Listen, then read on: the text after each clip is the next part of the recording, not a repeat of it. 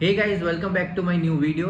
और आज के वीडियो में हम कंपेयर करने वाले हैं प्रेप लैडर और मैरो के क्यू बैंक को। आज हम देखेंगे कि प्रेप लैडर के क्यू बैंक में या मैरो के क्यू बैंक में ऐसे क्या स्पेसिफिक फीचर्स हैं, वो फीचर्स जो है वो एक दूसरे से कितना बेटर है, या फिर कौन से ऐसे फीचर्स हैं जो चीज़ स्टूडेंट के पर्सपेक्टिव से, स्टूडेंट के व्यू पर उनको ज़्यादा हेल्प करेगा क्वेश्चंस को समझने में, आंसर्स को समझने में। जो एक टॉपिक है, जो एक पूरा का पूरा सब्जेक्ट है, उस सब्जेक्ट को कैसे हम समझ सकते हैं सो दैट वो चीज़ हमें हमारे एग्ज़ाम में हेल्प करे, एज वेल एज हमें हमारे एग्ज़ाम को क्रैक करने में मदद करे। और ये कोई स्पॉन्सर्ड वीडियो नहीं है, मैंने प्रेप लैडर से अपना प्रिपरेशन किया था, तो मुझे ऐसे क्या क्या चीज़ें लगी, बस मैं उन चीज़ों को आपके साथ शेयर करना चाहता। मैंने मैरो का भी पेपर सॉल्व किया, मैंने मैरो के भी क्वेश्चन सॉल्व किए मेरे फ्रेंड का, बट कुछ ऐसे चीज़ें हैं जिसके वजह से मैंने प्रेप लैडर को ही पकड़ के रखा। मैंने प्रेप लैडर को ही अपने एफएमजी एज वेल एज मैंने अपने नीट पीजी के प्रिपरेशन के लिए भी इसी को मैंने अपना प्राइमरी सोर्स ऑफ प्रिपरेशन रखा है। तो मैं बस अपना एक रिव्यू, अपना एक ओपिनियन, अपना एक एक्सपीरियंस शेयर करना चाहता हूँ आपके साथ। So let's get started.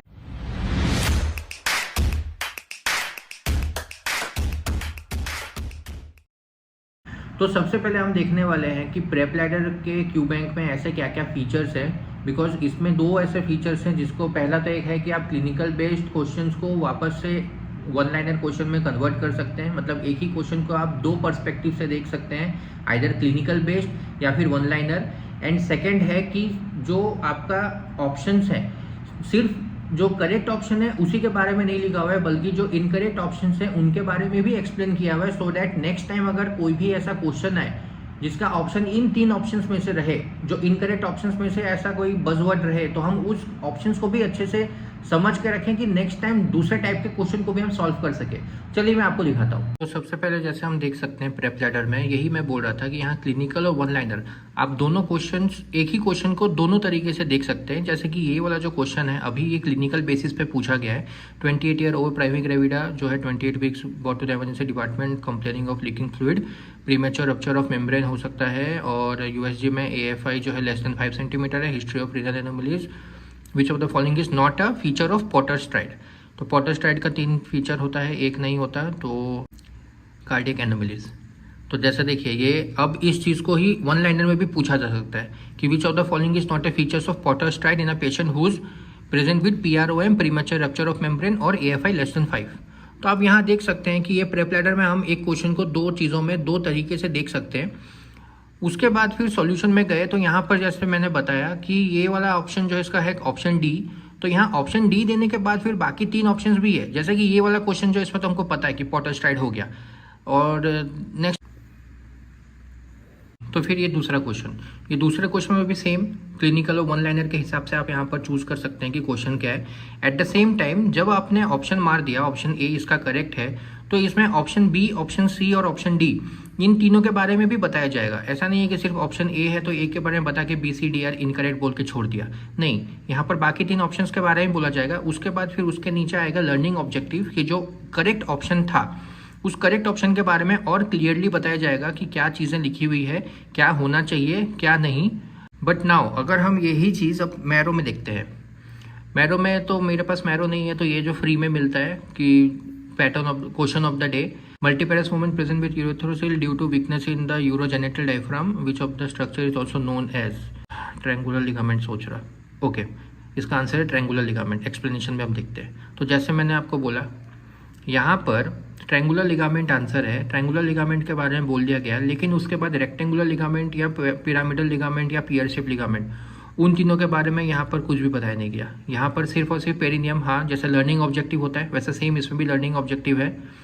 ये वाला MCQ कहाँ पर मिलेगा वो बता दिया गया है, बट यहाँ पर सिर्फ और सिर्फ जैसे कि मैंने आपको बोला कि triangular ligament is also known as urogenital ligament diaphragm, बस उसी चीज़ के बारे में बताया गया है। बल्कि यहाँ पर रेक्टेंगुलर लिगामेंट या पिरामिडल लिगामेंट या पियर शेप लिगामेंट, बाकी 3 ऑप्शंस के बारे में कुछ नहीं बताया जाता है, बट यही सेम चीज़ प्रेप लैडर में बोला जाता है। तो जैसे कि आप लोगों ने देखा कि जो प्रेप लैडर का क्यू बैंक है उसमें आप एक ही क्वेश्चन को 2 बार देख सकते हैं, एक ही क्वेश्चन के आप 2 पर्सपेक्टिव देख सकते हैं। Eight the same time learning objective जो था वो मैरो में भी है, प्रेप लैडर में भी है, दोनों में ही सेम है कि जो भी क्वेश्चन बोला गया उस क्वेश्चन का सिर्फ आंसर ही नहीं बल्कि उस टॉपिक से रिलेटेड जितना भी कुछ है वो आपको नीचे एक्सप्लेनेशन में तो मिल रहा है। बट प्रेप लेटर में ऐसा क्या देखा आपने कि उसमें जो इनकरेक्ट ऑप्शंस है उन इनकरेक्ट ऑप्शंस को भी एक्सप्लेन किया गया है, उन इनकरेक्ट ऑप्शंस के बारे में भी हर एक चीज बताया गया है। And eight the same time ये सब चीजें जो है वो मुझे मैरो में नहीं दिखी, वहां पर सिर्फ और सिर्फ जो करेक्ट ऑप्शन है उसके बारे में ही एक्सप्लेनेशन दिया हुआ है। तो ये एक चीज जो है वो एक अगर स्टूडेंट के पर्सपेक्टिव से देखा जाए तो मुझे प्रेप लैडर ज्यादा बेटर लगा,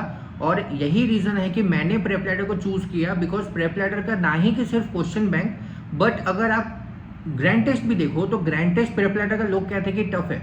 but now tell me one thing, क्या आपको क्या लगता है कि नीट पीजी का पेपर जो वो क्या इजी है? नहीं, नीट पीजी का पेपर जो जिस एक्सटेंट पे टफ है उसी टफनेस को मद्देनजर रखते हुए प्रेप लैडर के क्वेश्चंस मुझे लगे। और यही सेम मैंने अपने एफएमजी के प्रिपरेशन के टाइम पे भी किया था। उस समय भी मैंने क्यू बैंक्स और ग्रैंड टेस्ट जो है वो प्रेप लैडर से ही दिया था, और उसके वजह से प्रेप लैडर में जो मैंने इतने टफ क्वेश्चंस दिए थे या क्वेश्चंस जो थे उनका टफनेस इतना ज़्यादा था कि एफएमजी के टाइम पे मेरा दिमाग में एक्सपेक्टेशंस ज़्यादा था। तो उस टाइम पे अगर एफएमजी का कोई एक दो क्वेश्चंस बहुत ज़्यादा टफ या अलग लेवल के आएंगे तो वो एंग्जाइटी नहीं फील होता था। बिकॉज मैंने वैसे क्वेश्चंस भी सॉल्व किए थे प्रेप लैडर के क्यू बैंक में या प्रेप लैडर के ग्रैंड टेस्ट में। At the same time grand test से याद आया कि प्रेप लैडर में होता है एक चैंपियंस ग्रैंड टेस्ट। वो बेसिकली पूरा का पूरा एग्जाम पैटर्न, या फिर लगेगा कि आप एग्जाम ही दे रहे हो वैसा टफनेस या फिर वैसा टाइप ऑफ क्वेश्चंस उसमें आते हैं, वैसे क्लिनिकल ओरिएंटेड क्वेश्चंस आते हैं। और वो चीज़ आपको हेल्प करेगा मेन एग्जाम के टाइम पे आपको काम रखने के लिए कि हाँ आपने ऐसे टाइप ऑफ पेपर्स तो दिए हैं, ऐसे टाइप ऑफ क्वेश्चंस के साथ आपने डील किया है, तो it won't let you become restless और it won't increase your anxiety level during the exam. अगर ऐसा टाइप का क्वेश्चन आ गया और आप सोचने लगे अरे कैसे पेपर आ रहा है, इतना टफ क्वेश्चन आ रहा है, नहीं होगा। Because you have already given that type of paper, you have already solved that type of questions. इसके ग्रैंड टेस्ट भी अच्छे हैं। यहाँ पर आप मॉक टेस्ट में देख सकते हैं कि अभी INI CET का मॉक टेस्ट ओपन हुआ है। मैंने 2023 में ग्रैंड टेस्ट दिया था नीट पीजी का, तो ये मेरा नीट पीजी का ग्रैंड टेस्ट है। इसमें 200 क्वेश्चंस में से तब उतना प्रिपरेशन नहीं था, बट यही है कि यहाँ पर आप ग्रैंड टेस्ट दे सकते हैं। ग्रैंड टेस्ट का लेवल भी अच्छा होता है। सो यहाँ पर आप देख सकते हैं कि यहाँ सॉल्यूशन है। सॉल्यूशन में जैसे कि फॉर एग्जांपल चलो एक सॉल्यूशन में जाता है, एनाटॉमी के एक सॉल्यूशन में गया, और सॉल्यूशन में जाने के बाद यहाँ आप देख सकते हैं कि ना ही कि सिर्फ option C but option A, option B, option D, grand test में भी सेम चीज़ें हैं। ग्रैंड टेस्ट में भी हर एक ऑप्शंस के बारे में बताया गया है। और अगर हम फैकल्टीज़ के बारे में बात करें तो दोनों के दोनों ऐप्स में फैकल्टीज़ टॉप लेवल के हैं। लेकिन फिर भी अगर आप चाहते हैं कि मैं फैकल्टीज़ के ऊपर एक कंपेरिजन वीडियो बनाऊँ तो कमेंट में ज़रूर लिखिएगा, एंड हो सके तो फिर मैं नेक्स्ट वीडियो जो है फैकल्टीज़ के कंपैरिजन के ऊपर बनाऊंगा। सो आज के वीडियो के लिए बस इतना ही। आई होप आप लोगों को ये समझ में आया होगा कि प्रेप लैडर और मैरो के क्यू बैंक्स में ऐसे क्या क्या सिमिलैरिटीज़ है। एट द सेम टाइम आपको ये भी दिखा होगा कि प्रेप लैडर को मैंने क्यों चूज़ किया था, मेरा क्या रीज़न था प्रेप लैडर चूज़ करने का। So that's it for today guys. मैं आपको दूसरे वीडियो में मिलता हूँ, तब तक के लिए गुड बाय।